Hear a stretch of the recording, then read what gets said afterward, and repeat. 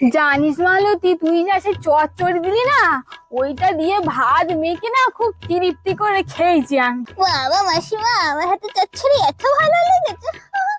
তোমাদের বাড়িতে যদি ভালো রান্না না হয় না, মানে তরকারিতে যদি স্বাদ টাদ না হয়, আমাকে একবার বলো, আমি বাটি করে তরকারি দিয়ে যাব।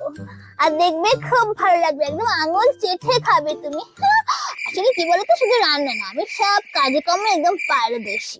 আসলে কি বলতো মালতী দি, তুমি মনে হয় না আগের জন্মে কোনো বাড়ির কাজের লোক ছিল, বুঝলে? সেখানে মনে হয় রান্না বান্না করতে আর সারাদিন কাজ করতে থাকতে খেতে, ওই জন্য সব কাজে পারদর্শী আর রান্নাতেও একদম দারুণ। এই, তুমি তোমার মুখটা একদম বন্ধ রাখো তো, সব সময় বেশি বেশি বকবে।